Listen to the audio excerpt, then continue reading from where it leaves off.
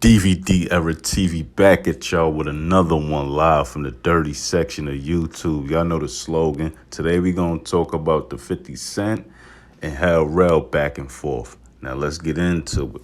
Rell Muhammad, aka Rell, a rapper out of the Bronx, New York, born May 1979. Rell was a local rapper down with the DFL, along with fellow Bronx rapper French Montana. Rell would battle Uncasa in the streets of the BX. The two would then link up and record a record that caught the ears of Harlem rapper Cameron. Cameron would then get in contact with Mr. Ruger and start working with him. One of the records Rell recorded with the Dips before having to go turn himself in to do a little bit in prison was This Is What I Do, which landed on Diplomatic Immunity 1, along with Built This City and a couple of freestyles he recorded while being incarcerated. Now, after Rell finished his big, Cameron would come pick him up and take him straight to Juelz Santana's studio to begin working. After being home from jail, Rell began to work and set the streets on fire with mixtapes like Streets Wanna Know and New Gun in Town. And in 2007, Rell would drop his debut album, For the Hell of It, after starring in the movie Killer Season with Diplomat member and boss Cameron. This album featured artists such as Styles P, Young Dro, Cameron, Juelz Santana, and J.R. Ryder. Now, although this was a very good album, it dropped on the Koch Records and never got the proper push at the time. Now, when Rell hit the scene, he just brought a whole different kind of energy. He had the believability, he had a great voice, he had hard lyrics, he had fire, drug talk, punchlines. He just was dope. And at the time, it seemed official. You get what I'm saying? And on top of that, he just came home from jail, so he had the street cred. And on top of that, he was a lot of people's favorite dipset member. And he wasn't afraid to speak his mind. He got on numerous DVDs, and he was going back and forth with people like Red Cafe, True Life, Max B, French Montana. So he definitely ain't hold his tongue. Now, around 2017, Rell life would take a turn for the worse. Within a year, Rell would lose both of his parents, his mother and father. So now the Rell we once knew as the hardest out will be humiliated and taking L's all on the internet. Now, supposedly, Rell did an interview, and in that interview, he took shots at his former friends and former gang affiliates. Now, the people he was taking indirect shots at in that interview was not fond of it at all. Now, not too long after this interview came out, it's a video that surfaced the internet with Rell being laid out. He had a little bit of consciousness left, but you could tell he wasn't in his right mind.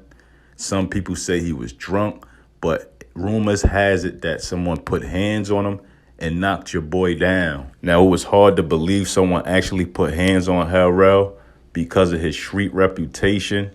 So we didn't believe no one actually ran down on Rell. And that's when he went to This Is 50 and did an interview to explain what happened. And in that interview, after explaining what happened, he continued to diss his old friends and old affiliates. Now, around February 2018, more footage of Rell will come out. Now, in this footage, Rell is going live as he's being approached by a few guys. He's approached by one of the dudes that's with the gang of guys, and that guy proceed to assault and beat the rapper Rell up. Rell never tried to fight back. He just ran and left his family as the ladies in his family was screaming. Now, after seeing these two incidents happen to Rell, this had everyone question, was he ever really the hardest out, or was he ever really a street dude? This wasn't a good look for the Bronx rapper, and this also left the door open for rappers to get at Rell. Mano getting at Rell on his Hot 97 freestyle. And one of the other persons who got at Rell was no other than 50 Cent. Now, 50 Cent will jump on Instagram and start trolling Rell, teasing him, saying things like, TV told you you know the vibes, as Rell laid on the ground in the video, barely conscious, and saying stuff like, yo, Rell, you better go get the strap. Now, Hell Rell will jump on Instagram and respond back to 50 Cent holding a stick with a banana clip, letting 50 Cent know that he got the strap. Hell Rell even tried to capitalize off the saying by recording a song called I Got the Strap. But Hell Rell record, I Got the Strap, will be overpowered by 50 Cent's Get the Strap record featuring 6ix9ine, Casanova 2 Times, and Uncle Murder. 50 Cent's Get the Strap video had millions of views at the time, and Hell Rell, I Got the Strap video had thousands of views, which would be another L for Hell Rell. Now, being honest, looking back at the situation when he got ran down on in the Chinese spot and him not fighting back and performing, Hell Rell may have not been in his right state of mind. Hell Rell could have been going through a lot mentally at the time, being that his mother, father, and grandmother all passed within that year.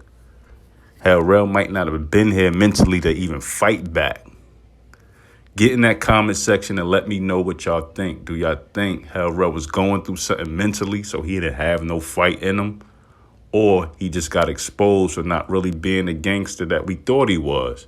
Get in that comment section and let me know what y'all think. Now, this is not at all a diss or knock to Hell Rell, because Hell Rell is still one of my favorite artists to this day. I feel like Hell Rell could have been like one of these independent artists like Griselda, the Benny the Butchers, the 38 Specials, and he could have been doing a lot underground independently.